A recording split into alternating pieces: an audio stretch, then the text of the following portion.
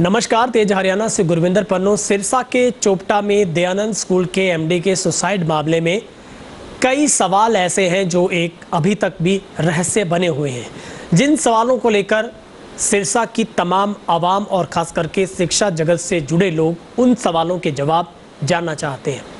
आज तेज हरियाणा के साथ एक बहुत ही खास शख्स जुड़ेंगे और इसलिए महत्वपूर्ण हो जाता है उनका जुड़ना क्योंकि रविंदर गोदारा के साथ ना उनके सिर्फ पारिवारिक लिंक थे, बल्कि उन्होंने सीबीएसई की सिरसा की एक सहोदय नामक संस्था में कई सालों से काम किया।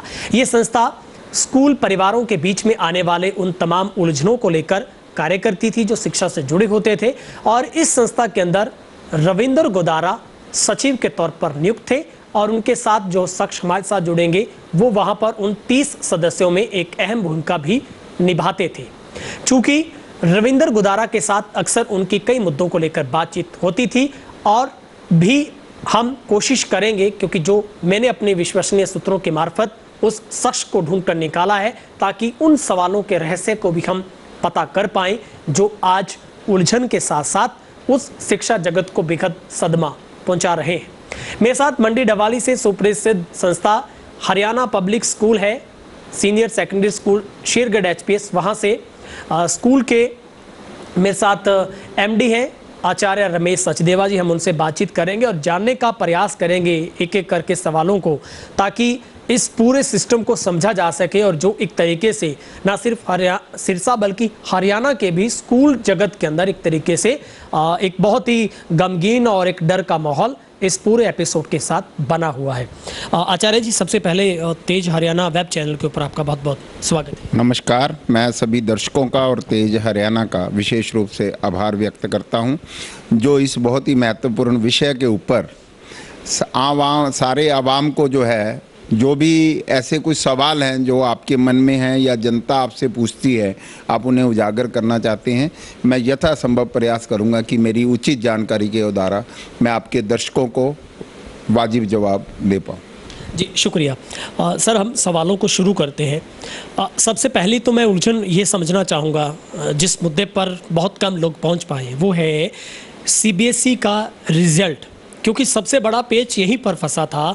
जिन बातों को लेकर रविंदर गोदारा के ऊपर कहीं ना कहीं इस बात का डिप्रेशन था, चाहे वो अपना अपमान मान रहे थे, चाहे किसी भी तरीके से लिया, आपको क्या लगता है इसमें सबसे बड़ी चूक कहाँ पे हुई और सबसे बड़ा आपको इन सब पूरे रहस्य के अंदर मूल कारण क्या लगता है? सबसे पहले मैं CBSE को रिजल्ट को समझना चाहूँगा, जो बहुत सारे लोगों को पता ही नहीं है। बहुत अच्छा सवाल आपने करा है। असल में मुख्य कारण ही यही है, क्योंकि सबसे पहले तो हमारे देश का दुर्भाग्य है कि यहाँ पर शिक्षा नीति जैसे भाषाचार को उस पर बदल जाती है, वैसे ही यहाँ पर ये शिक्षा के भी अलग अलग नियम हो जाते हैं। स्टेट बोर्ड का अलग नियम है और CBSE का अपना नियम है। अब हुआ क्या कि हरियाणा बोर्ड ने एक असेसमेंट जो स्कूलों की, जो बच्चों के आंतरिक मूल्यांकन करते हैं विभिन्न उनकी परफॉर्मेंस को देख करके, उसके बेस पर नंबर लगा दिया और बच्चों ने जो है 95-90% अंक ले लिए, जबकि CBSE ने ऐसा नहीं किया। अब लोग जब नंबरों की दौड़ में होते हैं तो वो ये देखते हैं कि यदि वहाँ ऐसा हो गया तो ये नहीं करा, क्योंकि CBSE ने ये नियम हमारे पर लगाया था कि रिजल्ट के नंबर आपने भरने हैं और हमने वो नंबर भर दिए।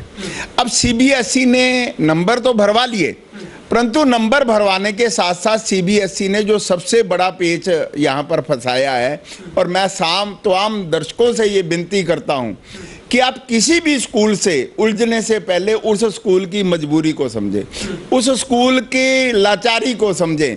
आपको आवाज़ CBSE के खिलाफ उठानी चाहिए, जो कोई भी अभिभावक नहीं उठा रहा है, क्योंकि CBSE ने अपना जो सारा काम था वो गुप्त तरीके से करा, उसको सार्वजनिक तौर पर नहीं करा। क्या, हर स्कूल का 3 सालों का रिजल्ट लिया और जो बेस्ट रिजल्ट था उसके आधार पर रिजल्ट बनाने की सीमाएं तय कर दी।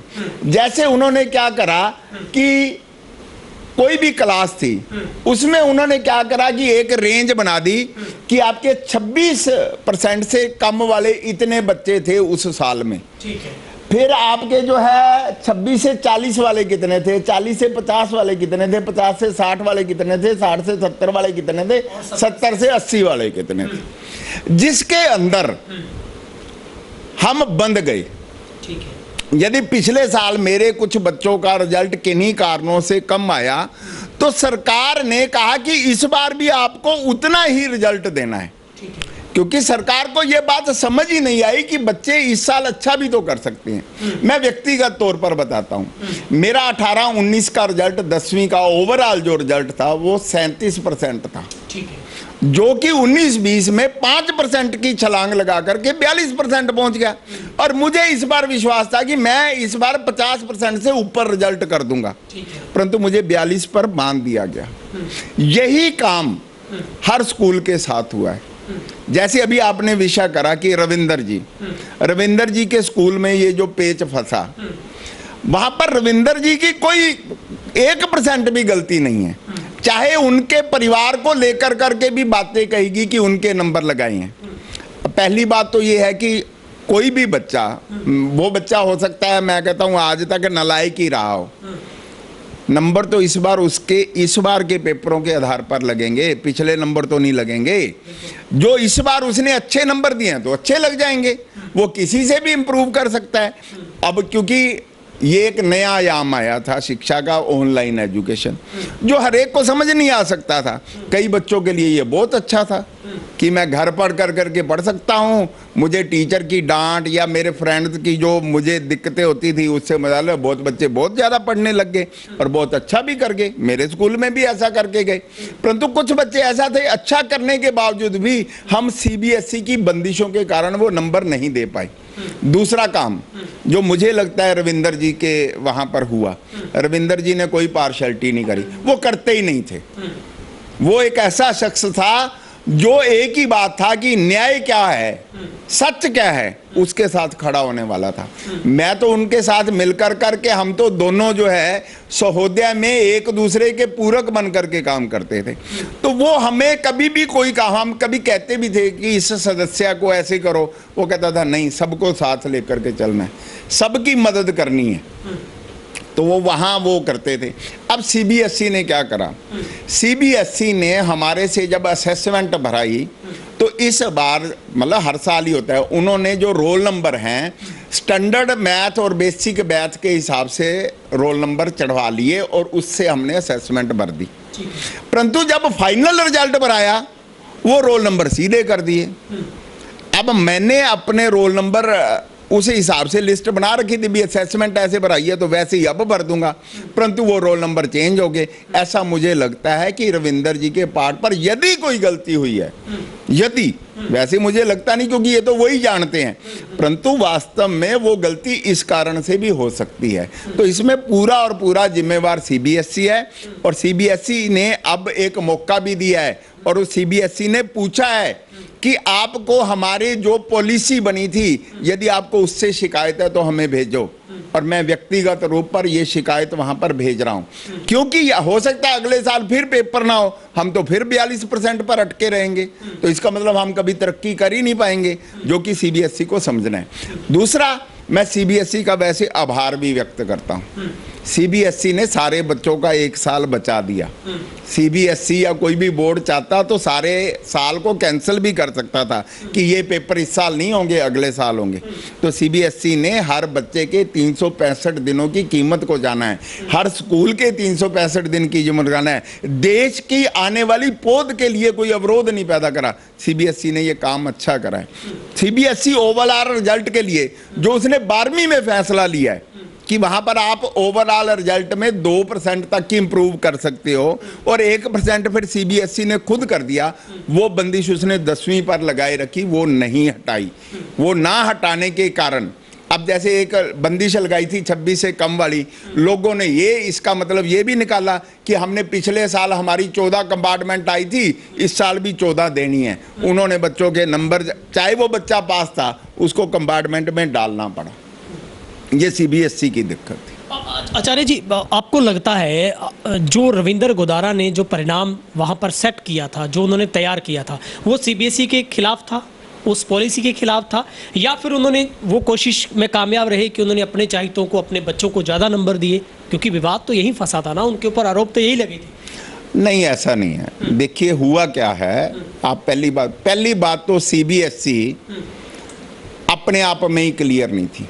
अभी तक भी बहुत सारे स्कूलों ने अपने नंबर नहीं भर करके दिए।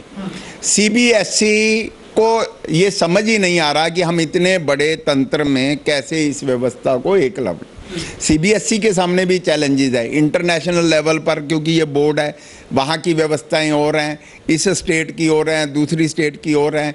व्यवस्था ये है क्योंकि एक बच्चा, बोर्ड की परीक्षा एक ऐसी परीक्षा मानी जाती है जिसमें दूध का दूध और पानी का पानी माना जाता है। ये बिल्कुल सर्वविदित है, हम भी सहमत हैं, हमें भी पता लगता है, और हम अपने बच्चों के ऊपर और मेहनत करते हैं, उस विषय पर मेहनत करते हैं, ऐसा उसमें से। अब रविंदर जी ने जो रिजल्ट भरा, उन्होंने जो सीबीएसई के नियम थे उनके अकॉर्डिंग रिजल्ट बना। बाई चांस वो बच्चे जो उनके नंबरों को लेकर के वहाँ शोर करा जा रहा है, उनके नंबर बढ़िया थे, और जिनके नंबर कम हैं वो नंबर कम नहीं हो सकते। हो सकता है सीबीएसई के नियम के कारण उनको मुसीबत ही यही थी कि ऊपर एक बच्चा रख सकते हैं, दो रख ही नहीं सकते, तो उनको वो नीचे लाना पड़ा। वो अब आप इसको ये नहीं कह सकते रविंदर जी ने कर दिया, ये सीबीएसई ने करवा लिया। सर एक और है, 12वीं की बजाय 10वीं में ये कुछ नहीं था, ऐसा क्यों? 12वीं क्लास में सबसे पहली बात तो ये थी कि वहाँ पर 10वीं, 11वीं और 12वीं के नंबरों को 10% 10वीं के, 30% 11वीं के और 40 जो है वो 12वीं के नंबर लिए गए। तो कुछ बच्चों को तो 10वीं का और 11वीं का बेनिफिट मिल गया।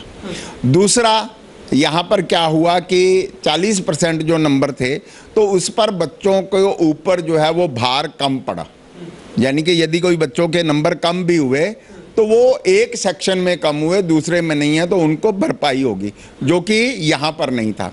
हालांकि सीबीएसई ने सिरसा जिला में बहुत सारे स्कूलों के अंदर इंस्पेक्शन भी की है, और मुझे लगता है रविंदर जी के स्कूल की भी शायद इंस्पेक्शन हुई है।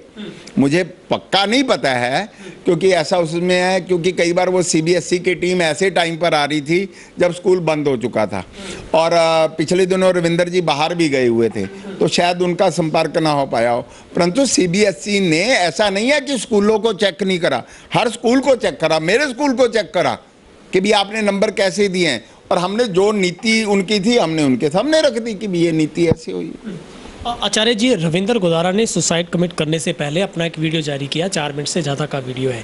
उसमें उन्होंने जिन लोगों के नाम लिए उनके खिलाफ पुलिस जांच कर रही है, केस दर्ज हो गया है, लेकिन उन्होंने एक बात कही थी कि मेरे खिलाफ एक और साजिश हो सकती है, हो रही थी, बहुत बड़ी साजिश। आपको लगता, आप व्यक्तिगत तौर पर उनको जानते थे, आपके साथ उनके अच्छे संबंध थे, क्या कभी वो सामाजिक तौर पर, मानसिक तौर पर परेशान रहे हों, चरित्र को लेकर कभी उनको कोई डर हो ऐसा, या आर्थिक तौर पर वो परेशान थे? आपको लगता है उस साजिश के तहत कौन सा ऐसा कारण हो सकता है जिसका वो जिक्र कर रहे हैं कि मेरे खिलाफ एक बहुत बड़ी साजिश होने वाली थी? बस रविंदर जी की मौत को लेकर के उनका खुद का ये जो आखिरी सुसाइड वीडियो है, यही बस एक तनाव का कारण और बन गया, क्योंकि या तो वो बता जाते, परंतु इस सारे एपिसोड में, क्योंकि वो मतलब हम सीबीएसई के कोई भी नियम होता था हम दोनों सबसे पहले बात करते थे, और जिले में कोई भी आदमी होता था वो हम दोनों से ही पूछता था लगभग, और हम ही अपनी जो हमारा ज्ञान होता था हम उसको वहाँ तक पहुँचाते थे, अगले की मदद करते थे। अब रविंदर जी के केस में, इस सारे केस में क्या था कि उस दिन 3 बजे सीबीएसई ने एक नया सर्कुलर डाला था कि हम 10वीं और 12वीं के बच्चों का रिजल्ट ठीक करने के लिए एक मौका और देंगे। वो सीबीएसई के पार्ट पर जो गलती है, स्कूल के पार्ट पर कोई गलती है, या रिजल्ट भरते हुए कोई गलती हुई है, उसका मौका देंगे। और जब मैंने उनको कहा कि अब अपनी कोई भी गलती है या आपका जो अपना रिजल्ट है उसको दोबारा पुटअप कर सकते हैं, और वो वास्तव में बहुत खुश थे। उन्होंने अपनी मतलब प्रसन्नता इतनी बड़ी जागर करी कि रमेश जी अब मैं बिल्कुल, मेरे को कोई चिंता नहीं है, कोई नहीं है, मैं बिल्कुल निश्चिंत हूँ, और आपने मेरे साथ मिलकर करके ये मेरे को बता देना है, मैं उसको कर दूंगा, मैं पढ़ूंगा नहीं, ये सर्कुलर आपने ही देखना है, आपकी ही जिम्मेवारी है। मैंने कहा कोई नहीं, आप जैसे ही खुलेगा मैं आ जाऊंगा, हम मिल करके करेंगे। अब उसके बाद क्या हुआ, 3 बजे मेरी बात हुई।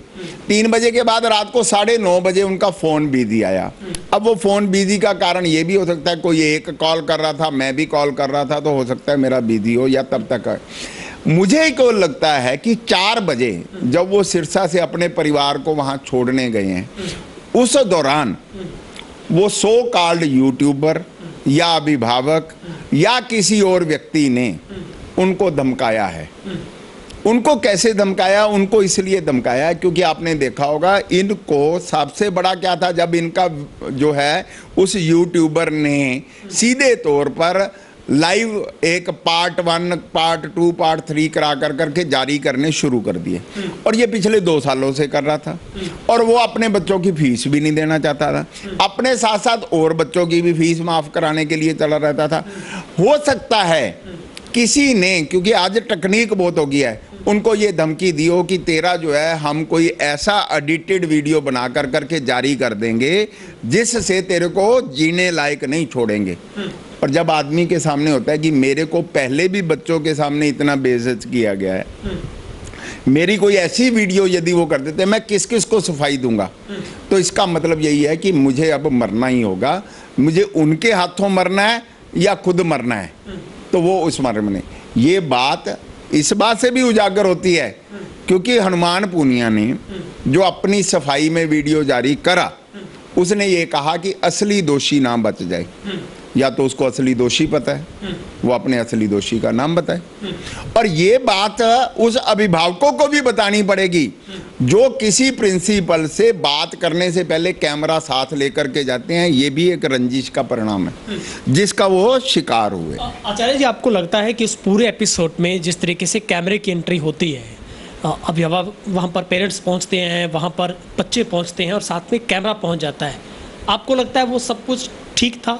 वहाँ पर हर कोई अपना अपना सही धर्म निभा रहा था? कैसे देखते हैं इस एंट्री? देखिए, ये पहली बात तो मैं रविंदर जी ने फिर भी उन परिस्थितियों में फेस किया और सामने आकर करके बात करी है। वो अंदर बैठे नहीं रहे हैं और उन्होंने अपना पक्ष रखा है और ये भी रखा है कि यदि कोई ऐसा है तो मैं उसके लिए भी प्रयास करूंगा और CBSE से बात करूंगा। अब सीधे जाना, सीधा कैमरा लेकर के चले जाना और लेकर के जाना, ये एक सीधा है कि उनके खिलाफ एक साजिश पहले ही रची जा चुकी थी। वो जो स्टूडेंट बोल रही है, देखिए हम भी, मैं 32 साल हो गए मुझे इस में हो रहे। पहली बात तो जो स्कॉलर बच्चा होता है वो स्कॉलर ही इसलिए होता है क्योंकि वो अपने शिक्षक का सम्मान करता है। पहली बात है, यदि कोई ऐसा है भी है और नंबर कम भी आ गए हैं तो भी वो ये सोचता है कि अब मेरे पास बच्चे भी ऐसे थे जिनके नंबर कम आए। उन्होंने मेरे से बात करी, मैंने उनको बताया कि देखो बेटा, यहाँ मेरी बंदिश थी, मैं इससे ऊपर नंबर दे नहीं सकता था। हमने तुम्हें ओरिजिनल रिपोर्ट कार्ड दे रखा है, हमने जो सच्चे वही काम रविंदर जी ने कर रखा था। अब वहाँ सीधी एंट्री करवा करके, जो कि बिल्कुल गलत है। पेरेंट्स को इस बात के लिए समझदार बनना पड़ेगा। बच्चों के सामने तो कभी भी टीचर की यदि आप इंसल्ट करते हो तो ना तो वो बच्चा पढ़ सकता है ना वो टीचर पढ़ा सकता है। तो ये एक, मैं समझता हूँ इस पर संज्ञान लिया जाना चाहिए और ऐसा किसी भी उसमें नहीं होना चाहिए। हाँ, उनकी रविंदर जी से सीधी बात हो जाती और वो बात में रविंदर जी उनकी बात नहीं सुनते या अपनी कोई, वो अपनी व्यक्तिगत ही अपना हुक्म चलाते हैं, कोई उसमें लोकतांत्रिक प्रक्रिया नहीं अपनाते हैं, जो उनका नियम बताने का फर्ज था वो नहीं बताते हैं, तो नो डाउट है ये मीडिया बना किस लिए है। यदि वो अच्छाई बताने के लिए बना है तो यदि कोई आदमी नियमों को तोड़ करके अवहेलना करता है तो उसको भी उजागर करता है। आचार्य जी, अभी यूट्यूबर हनुमान पुनिया की तरफ से कुछ घंटे पहले एक वीडियो जारी किया गया। उन्होंने अपना पक्ष रखा है और उन्होंने कहा कि मुझे इस बात का दुख है, मलाल है कि रविंदर गोदारा को ऐसा नहीं करना चाहिए था और वो भी उनकी आत्महत्या के बाद दुखी है। उन्होंने कहा है कि अगर मैं दोषी हूँ तो मुझे कोई बचा नहीं सकता, पुलिस को मैं मदद करने के लिए तैयार हूँ। लेकिन वो ये कह रहे हैं कि ऐसा ना हो कि इस पूरे प्रकरण के अंदर मुख्य दोषी छूट जाए और उसी को टांग दिया जाए। आपको लगता है मुख्य दोषी कौन हो सकता है? वो कह रहे हैं कि सही दोषी हैं इस पूरे मामले में। वो खुद कह रहे हैं कि रविंदर गोदारा ऐसे शख्स नहीं थे कि जो इतनी सी छोटी सी बात के लिए सुसाइड कर लेते, इसके पीछे कोई और वजह है। आपको लगता है सही दोषी कौन हो सकता है? आपको भी अब तक बात समझ में आई हो? देखिए, दोषी तो जो वो नाम लेकर के गए हैं वो तो दोषी हैं ही हैं। वो हनुमान पूनिया भले ही कहें कि मेरा इसमें कोई दोष नहीं है, यदि उनका दोष नहीं होता तो वो अब तक पुलिस के सामने जा कर करके अपने बयान दे देते, वो छिपते नहीं। दूसरी बात, जो उनके रिश्तेदार हैं प्रेम कासनिया और एक जो और वो यूट्यूबर या पत्रकार है बाम्बू, वो भी इसमें जिम्मेवार हैं, जो कि अब छिप रहे हैं। यदि सच्चे होते तो वो छिपते नहीं, वो अपनी बात को, हम भी नहीं चाहते कि किसी ऐसे व्यक्ति को सजा मिले। हमारा कोई यूट्यूबर से वैर नहीं है, कोई यूट्यूबर हमारे दुश्मन नहीं है। आप भी अब मेरे से इंटरव्यू कर रहे हो, और चलो आप तो एक बड़े प्रख्यात चैनल के भी रिपोर्टर हो, बहुत चीज संस्थाओं से जुड़े हो, क्वालिफाइड हो, एमफिल हो, आपकी एक मर्यादा है। आप समय लेते हो, आप बात करने के लिए टाइम देते हो, वो किन क्वेश्चनों को फेस करना पड़ेगा, आदमी मानसिक रूप से तैयार होता है। सीधा आप भी मेरे सामने कैमरा लगाओगे तो मैं भी हो सकता है आपके इसका शिकार हो जाऊं और आप पता नहीं क्या क्या मेरे से सवाल पूछ लें। जैसे अब उन्होंने क्या करा, आप उनकी सारी वीडियोस देखें आज तक, हनुमान पूनिया की, दयानंद स्कूल की जो भी वीडियो बनी है वो नेगेटिव ही है, पॉजिटिव वहाँ कुछ नहीं होता था। लीडिंग स्कूल है, हमारे सब, हम जितनी व्यवस्थाएं दे रहे हैं उससे ज़्यादा व्यवस्थाएं देते हैं। साइंस में उनके मुकाबले में अब कोई टक्कर नहीं दे पा रहा। उन्होंने ऐसी व्यवस्था कर दी, स्पेशल स्टाफ लगा दिया था, सिरसा से स्टाफ लेकर के जाते थे, पहली बात है। फिर अब दूसरी बात क्या है, पेच कहाँ फंसा है, जो दोषी है वो या तो हनुमान पूनिया को पता है, या प्रेम कासनिया को पता है, या वो बाम्बू को पता है, क्योंकि वो ये कह के गए हैं कि इसमें कोई स्कूल वाला भी शामिल है। अब तक आपको आचार्य जी पता चल पाया, क्योंकि ये बहुत बड़ा सवाल है। उन्होंने अपनी वीडियो में कहा है कि ये यूट्यूबर तो जो भी सो कॉल्ड उन्होंने बताए हैं वो है ही है, एक स्कूल का भी कोई मालिक या फिर टीचर कह लीजिए वो भी साजिश कर रहा है, वो भी इनका साथ दे रहा है। आपकी तो बहुत बड़ी संस्था है, आप सब लोग पूरे स्कूल उसके अंदर इन्वॉल्व हैं, आप भी अपने स्तर पर कोई पता कर पाए हैं कि वो स्कूल ऐसा कौन है जो रविंदर गोदारा के खिलाफ इस यूट्यूबर को या फिर दूसरे लोगों को भर रहा था, साजिश घड़ी जा रही थी? देखिए, जहाँ तक मुझे लगता है तो कोई उनका पड़ोसी स्कूल ही, जो उनको कई तरीकों से बच्चे तोड़ने के लिए, क्योंकि देखिए, ये मैं एक बात सार्वजनिक तौर पर स्वीकार करता हूँ, इस स्कूलिंग में या एजुकेशन में बहुत सारे लोग जिनके पास किले हैं और बैंक लोन दे देता है, हर कोई स्कूल खोल करके बैठ गया, उसके पास खुद के पास क्या क्वालिफिकेशन है या नहीं है, वो एक एमडी बन जाता है और अपने नीचे एक प्रिंसिपल और स्टाफ रख कर करके और स्कूल चलाने लग जाता है, और उसका मुख्य उद्देश्य होता है कि यहाँ से मुझे पैसा कमाना है, और फिर दूसरे स्कूलों से बच्चे तोड़ते हैं। ये ऐसी कोई उसमें है जिसके कारण से उन बच्चों को तोड़ने की उसकी बार बार कोशिश हो रही थी, और रविंदर जी के स्कूल से बहुत सारे बच्चों को तोड़ने की कोशिश की जा रही होगी, या उनके किसी स्टाफ को तोड़ने के, क्योंकि नाम उजागर नहीं हो रहा है। शक की सुई तो किसी पर जाती है। हाँ, मैं 60 किलोमीटर दूर बैठा हूँ, उनसे तो 80 किलोमीटर दूर बैठा हूँ, शंका का कोई पता नहीं लगता, क्योंकि आज मीडिया के कारण से दूरियां तो वैसे ही ख़त्म हो गई हैं, कौन किसको कहां से उठा ले ये कोई पता नहीं लग रहा है, और क्या कुछ नहीं हो रहा ये भी सारा पता है। तो हमारी भी जो प्रशासन है या जो हमारे पुलिस विभाग है, वो हम उनसे यही उम्मीद करते हैं कि वो जल्दी से जल्दी उस स्कूल वाले का नाम, क्योंकि ये नाम तो उजागर हो ही गई, उसका नाम उजागर कर करके हम सबको भी ये निजात दिलाए, ताकि यदि वो कोई हमारे बीच में से है तो हम उसके शिकार ना हो जाएं, और यदि ऐसा किसी ने करा है तो शिक्षा जगत के लिए मैं समझता हूँ इससे बड़ा कोई अपराध नहीं है, जो रविंदर जी भी कह करके गए हैं कि उनको सबसे बड़ी घृणा भी यही है कि कोई स्कूल वाला उसके अंदर शामिल है। आचार्य जी, आप देखते हैं मीडिया देश का और हमारे पूरे लोकतंत्र का चौथा स्तंभ है, मगर मेन स्ट्रीम मीडिया के बाद अगर थर्ड वेव में अगर मीडिया, अगर सूचना और प्रसारण अगर क्रांति हुई है इस सूचना के इस क्षेत्र में, तो उसके बाद नाम आता है मेन स्ट्रीम के बाद सोशल मीडिया का। वेब जर्नलिज्म तो हालांकि है इलेक्ट्रॉनिक और प्रिंट के बाद, लेकिन यूट्यूबर का बहुत बड़ा बोलबाला है। बस मेरा इतने सवाल है, कैसे देखते हैं? देखिए, सबसे पहले तो मैं समझता हूँ कि यूट्यूबर, मैं तो वैसे ही धनी हूँ, और यूट्यूबर, सारा यूट्यूबर को सलाम भी करता हूँ।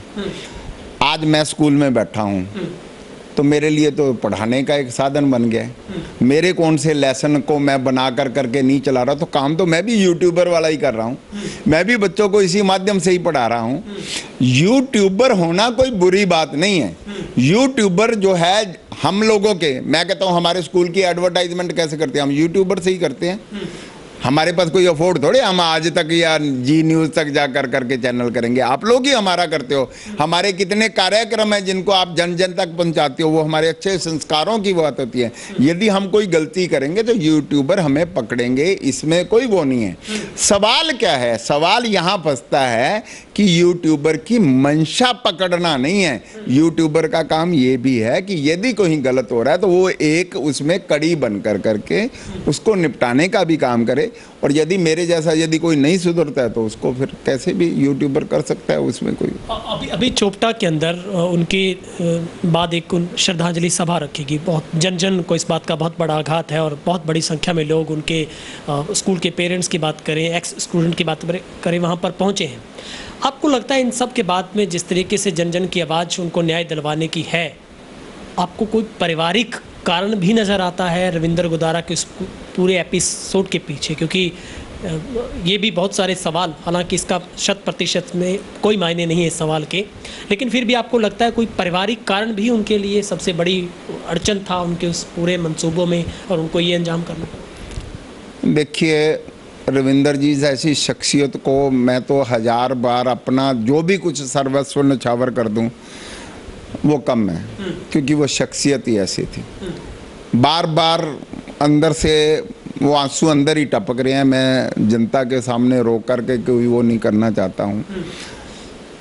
सबसे पहली बात तो यह है कि वह परिवार के संरक्षक थे।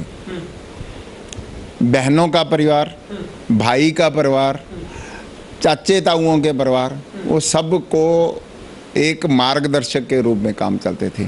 सहोदय का जो परिवार है 30 स्कूलों का, अभी पिछले दिनों हम कभी भी चंडीगढ़ जाते थे, CBSE में जाना है, हाई कोर्ट जाना है, वकील के पास जाना है, रविंदर जी ने कभी नहीं कहा कि मैं नहीं जाता।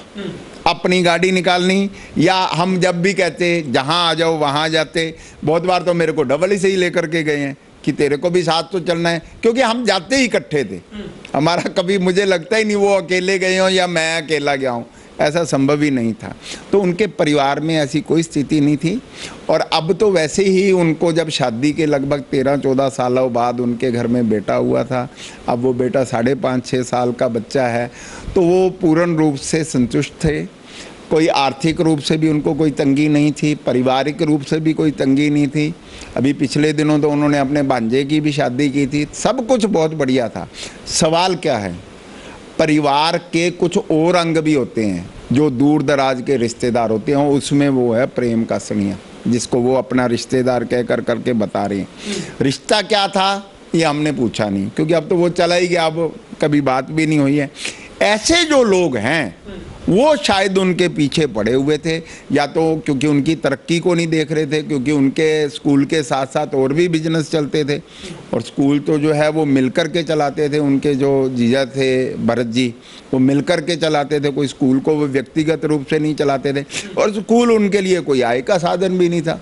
कभी उन्होंने स्कूल से कमाने का तो मुझे लगता ही नहीं। हम भी कभी बात करते थे तो वो यही बात कहते थे, यार स्कूल तो शिक्षा के लिए मैंने दान के लिए ही बनाया, मेरे लिए कोई बहुत ज़्यादा विषय नहीं है। हाँ, जो नियम बना दिए हैं स्कूल में कि 12 महीने की फीस देनी पड़ेगी, वो देनी पड़ेगी। स्कूल के लिए और जो खर्चे हैं वो देने पड़ेंगे।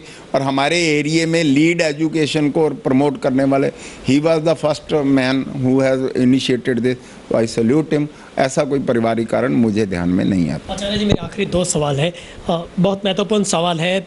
आपकी सहोदय की जो पूरी टीम है वो अब क्या रणनीति बनाएगी? पूरे सिरसा की जो आपकी एजुकेशन की जो आपकी पूरी एक इकाई है, जो आपका संगठन काम करता है, आखिरी पड़ाव तक न्याय दिलवाने तक की किस तरीके की आपकी रणनीति रहने वाली है? आप किसी न्यायिक जांच की भी मांग करते हैं? इस पूरे एपिसोड की जांच होनी चाहिए ताकि इसमें जो असल जो भी इसमें साजिश करता है, दोषी है, उसको तो कानून अपने तरीके से सजा दे। पहले हैं बलवान पुनिया जी, उनको भी मिल कर आए हैं। SP से भी मिलने का समय मान रहे हैं, हनुमानगढ़ से। तो अभी तो थोड़ा हम इधर व्यस्त हैं। जैसे कल श्रद्धांजलि सभा थी और उसके बाद हम 12 को, तो सबसे पहला काम तो ये है कि हम उस संस्था को डूबने नहीं देंगे। हमें उन्हें जिन भी तरह की वहाँ पर, चाहे हमें रोज़ किसी प्रिंसिपल को जाना पड़े या कुछ भी करना पड़े, हम वो काम उनको करेंगे। दूसरा है उनके बच्चे का संरक्षण, हम उसके लिए भी पूरी वचनबद्ध हैं, हम उसमें करेंगे। और सबसे बड़ा काम जो सहोदया को अब करना है, हम करने जा रहे हैं कि हमारा कोई और साथी इस कदम को उठाने के लिए विवश ना हो जाए। इसके लिए हम एक अपनी नियमावली बनाएंगे, रणनीति बनाएंगे। डीसी महोदया को, एसपी महोदया को और हमारे जिला शिक्षा अधिकारी महोदया को ये बात अवगत कराएंगे कि अभिभावकों के लिए भी नियम है। मैं यहाँ आप हालांकि बहुत गहन क्वेश्चन पूछ रहे हैं, मैं एक क्वेश्चन एक लाइन में ही उसका उत्तर भी देना चाहूँगा। अभी न्यू एजुकेशन पॉलिसी आई है जिसको सरकार ने बहुत करा है, और RTE, राइट टू एजुकेशन, 2 पॉलिसियाँ बराबर चल रही हैं। इन दोनों पॉलिसियों में सरकार ने क्या काम कर रखा है, सारे के सारे नियम विद्यार्थियों के लिए हैं, शिक्षकों के लिए कोई नियम नहीं है। आज शिक्षक जो है असुरक्षित महसूस करता है। आज डॉक्टरों को सुरक्षा दे दी गई, डॉक्टरों के साथ अत्याचार होने लगे तो उनको सुरक्षा दे दी गई, तो हम लोगों को नहीं दी गई है। तो हम सहोदय के माध्यम से राष्ट्रीय स्तर पर एक ये मांग भी उठाकर करने वाले। आचार्य जी, मेरा एक आखिरी सवाल है। अब इस पूरे माहौल के अंदर, पूरे हरियाणा में खास करके शिक्षा जगत के अंदर एक डर का माहौल पैदा हो गया है, खास करके यूट्यूबर को लेकर। हालांकि लोग इस मौके पर मेन स्ट्रीम मीडिया को भूल गए हैं, और सबसे बड़ा डर जो सता रहा है वो यूट्यूबर से सता रहा है। आपको लगता है कोई सजेस्ट करना चाहें दर्शकों के लिए, यूट्यूबर से कैसे बचें? क्योंकि ना सिर्फ यूट्यूबर बल्कि मीडिया तो एक अपने आप में बहुत बड़ा प्लेटफॉर्म है। ज़रूरी नहीं आपको यूट्यूबर ही आकर ब्लैकमेल करे। मीडिया की कौन सी इकाई न जाने कब कौन कैसे कर सकता है। आपको कोई सुझाव, उपाय नज़र आता है इस पूरे माहौल के अंदर? देखिए, पहली बात तो यूट्यूबर को ब्लैकमेलर कहना या ये कहना, मैं इससे सहमत नहीं। यूट्यूबर का काम या कोई भी है, मीडिया के बहुत सारे स्तंभ हैं। अब तो मीडिया कई तरीकों में फैल गया है। प्रिंट मीडिया है, इलेक्ट्रॉनिक मीडिया है, वेब मीडिया है, यूट्यूब है, फेसबुक लाइव है, ना जाने क्या क्या है, वेबसाइट, वो पोर्टल, अलग अलग ऐप्स आ गए हैं। और तो और आप व्हाट्सएप ही एक बड़ा अपने आप में एक मीडिया का रास्ता सा बन गया है। हर कोई जहाँ कहीं कैमरा चला करके अपने जो है किसी को भी ऐसे। सवाल क्या है? सवाल ये है कि मुद्दा क्या है और उस मुद्दे का जन जन से सरोकार क्या है, और इस मुद्दे से हमारे दिखाने से पहले उसकी जो कड़ियां हैं वो पूरी हो गई कि नहीं। दूसरा, कोई भी आदमी किसी को भी कवर करता है, केवल स्कूलों को ही नहीं, कहीं भी है। आपको वैसे मैं बता दूं, स्कूल वालों में इतनी क्षमता है, आप स्कूल में, हमें तो यहाँ तक कि बच्चों की सुरक्षा की बात है कि आप किसी भी लेवल पर स्कूल में आप अपना कैमरा घुमा ही नहीं सकते। चाहे आप फंक्शन में भी आओ ना तो भी रिकॉर्डिंग नहीं कर सकते। ये धारा मुझे भूल गई है कैसे उसमें से है। आप किसी की रिकॉर्डिंग किसी की परमिशन के बिना नहीं कर सकते, आप ऐसे ही कहीं जा कर के चला रहो। तो कुल मिलाकर के मेरा कहना ये है, आम जनता भी इस बात को समझे कि भी इसको सहारा बना करके, जैसे अब लोग क्या करते हैं, किसी विभाग में जा कर के उसको शिकायत लिख करके अर्जी देने की बजाय वो कहते हैं मीडिया के ऊपर इसको कर दो। इससे समस्याएं नहीं सुलझती, इससे समस्याएं बढ़ती हैं।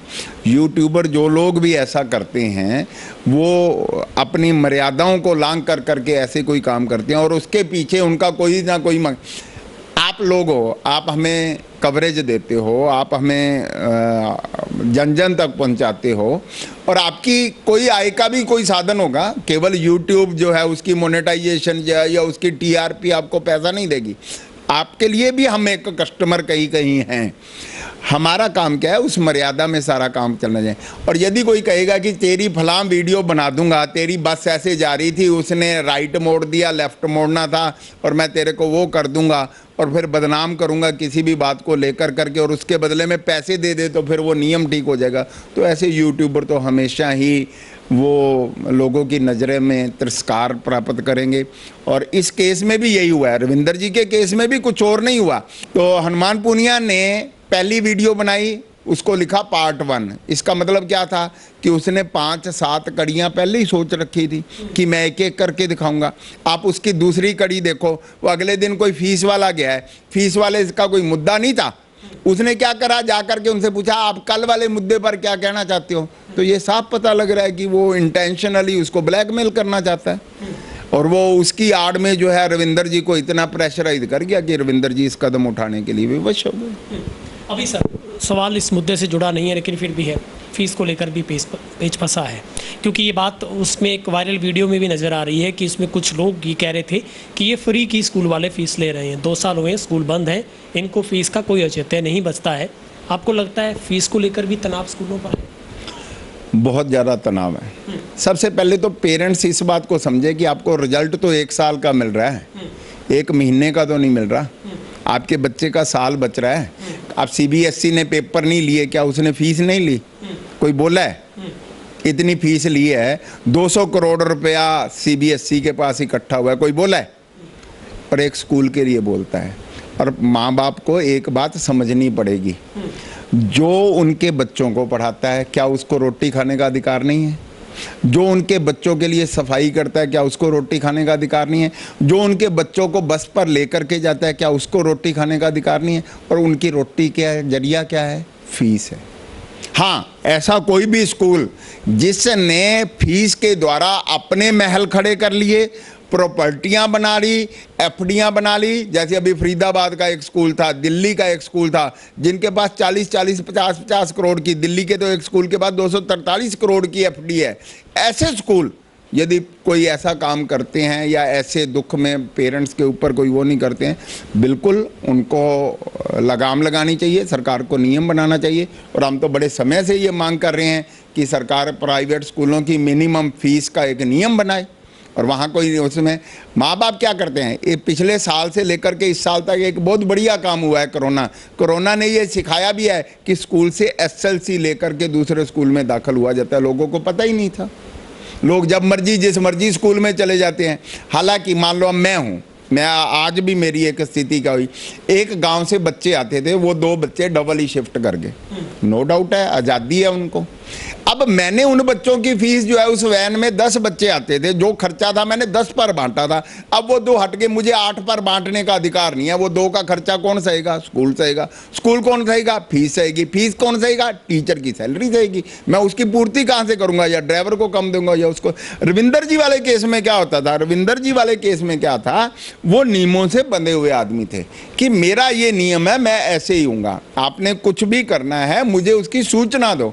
माँ बाप को क्या लगता है, उनको सिर्फ एक ही बात है कि घर से बच्चे को स्कूल भेजना है। स्कूल के नियमों को जानो, उनके साथ जुड़ो और उसमें है। और आज फीस के कारण से सारे स्कूल बहुत आहत हैं, क्योंकि हर एक की किस्तें रुक गई हैं, लोन की किस्तें रुक गई हैं, मेरी खुद की किस्तें रुक गई हैं, और हम बड़े विवश हैं।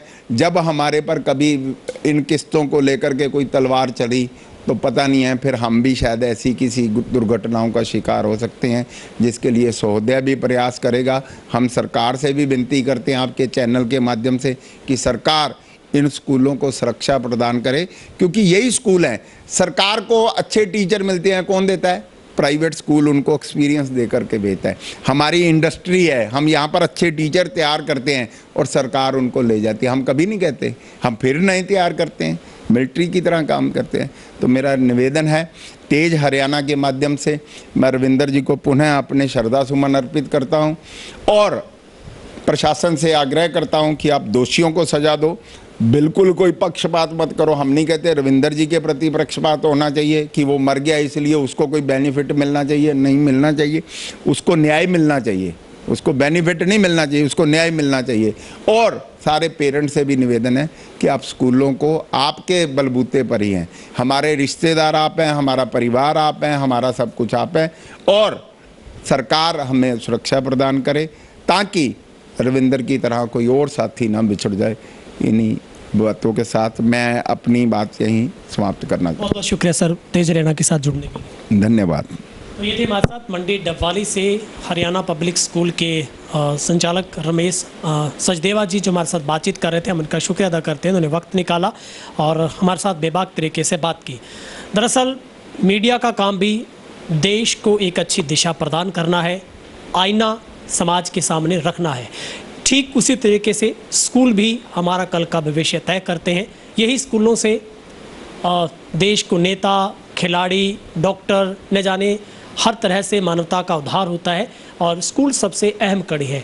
ऐसे में अगर किसी भी स्कूल में कोई भी पेरेंट्स को लेकर या फिर बच्चों को लेकर, टीचर्स को लेकर कोई भी विवाद पैदा होता है तो स्कूल अपने आप में एक परिवार है। वो बैठकर किसी भी बंद कमरे में अपनी बातचीत को सुलझा सकते हैं। ऐसे में अगर कोशिश की जानी चाहिए कि वहाँ पर कोई भी इस तरीके से विवाद को बाहर तक ना पहुँच पाए, ये भी सुनिश्चित स्कूलों को करना होगा।